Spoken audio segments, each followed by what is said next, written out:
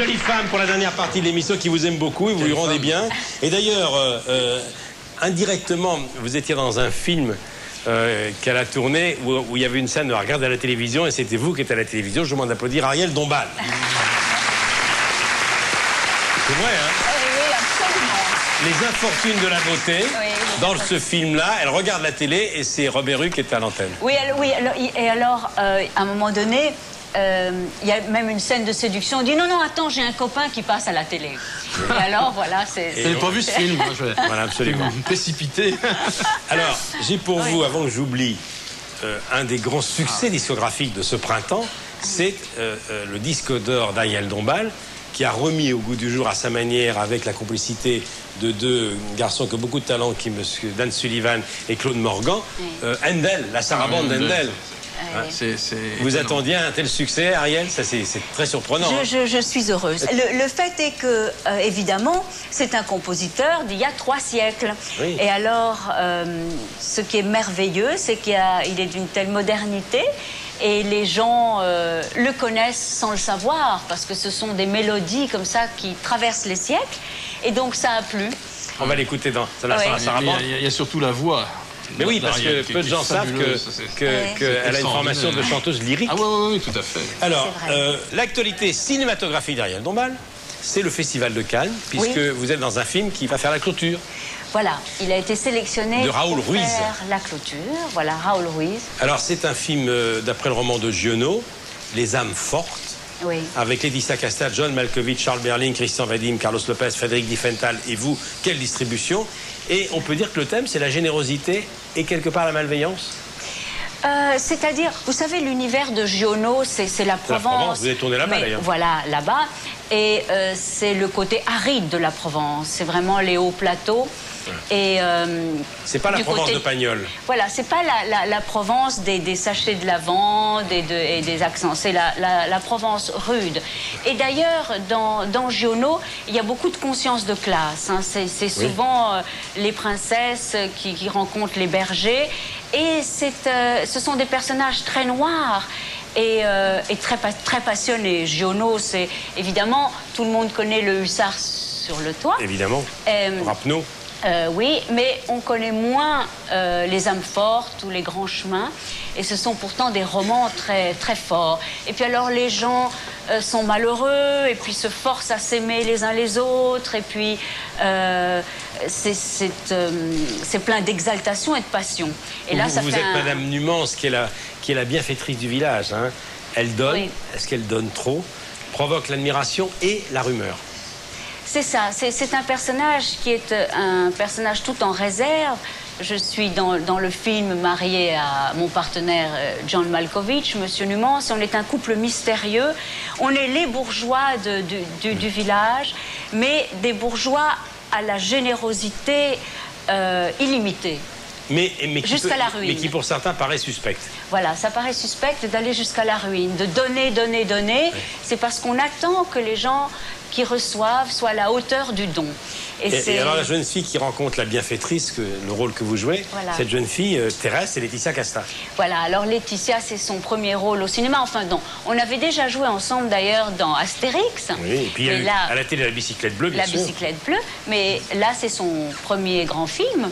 Et alors, voilà, oui, à un moment donné, elle joue le rôle de ma petite servante. Et on a un accord très passionnel. Un étrange combat d'amour et de générosité. Voilà. Les âmes fortes d'après Giono, qui terminera le Festival de Cannes. Donc. Voilà, ça sera la clôture du festival. Oui. Raoul Ruiz, on voit des images. Oui. Les âmes fortes. Puisqu'on parle de Giono, Robert Hue, le thème de la rumeur, Giono le connaît bien. Je crois qu'en 1945, il avait été accusé de collaboration. Oui, oui. Il y a eu une période dans sa vie. Une période il a beaucoup souffert de ça. Oui, absolument. Absolument. Mais si j'en crois donc ce que j'ai lu du scénario, j'attends avec impatience de voir le film, je suis sûr que vous allez être comme vous êtes en ce moment, avec tout votre talent, parce que vous êtes une femme de passion, visiblement. Je vous connais pas bien, hein, il faut pas qu'on trompe. Vous lisez peut-être son époux. Je le lis et je le rencontre. Et d'ailleurs, vous avez beaucoup de terrain de convergence avec Bernard-Henri Lévy. Oui. Et j'ai beaucoup apprécié ce qu'il a fait dans l'Humanité il y a quelque temps, en étant l'invité de l'Humanité.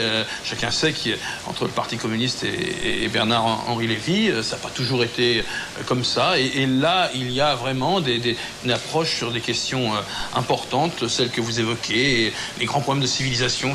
D'ailleurs, il travaille actuellement sur ces questions. Des prises d'opposition sur les grands problèmes des Balkans et de l'Europe de l'Est. Et en tous les cas, nous avons effectivement des convergences certaines. En tous les cas, concernant, vous êtes une âme forte en fait. Une âme forte. On essaye déjà de ne pas vendre son âme. Et c'est vrai que... C'est déjà bien. Oui. Par les temps qui courent. Quand on peut dire à la fin de sa vie qu'on n'a pas vendu son âme, c'est exactement. Mais c'est pour ça qu'une figure comme Robert Hue, qui représente, qui cristallise autour de lui tous les laissés pour compte, en fait. Tous les gens, il y a les gens qui sont dans le train, et puis il y a les gens qui sont sur les bas-côtés, qui n'ont pas réussi à monter dans le train. Et dans ce monde, on parle tellement de mondialisation, et on parle tellement de mercantilisme, et ce culte de l'argent, eh bien, il y a d'autres valeurs. Et heureusement qu'il y a des hommes qui sont là pour nous les faire entendre. C'est vrai que quelquefois, on est même un peu choqué de voir sur les écrans de télévision, il y a un petit carré comme ça qui nous fait suivre le Nasdaq, le CAC 40, dont on se fiche éperdument, et on nous le met comme ça à longueur de journée. C'est effrayant, c'est effrayant. Nouveau, ça. Là, oui. Ariel a raison, on vit une société où l'homme a vraiment, au sens générique du terme, le sentiment d'être écrasé par une loi, la loi de l'argent, du fric. C'est insupportable. Et on a le CAC 40 qui fonctionne en permanence. Alors, c'est un peu anonyme, ce chiffre-là. Mais en réalité, derrière, il y a des gens d'abord qui exploitent, et puis il y a des gens qui souffrent de l'autre côté.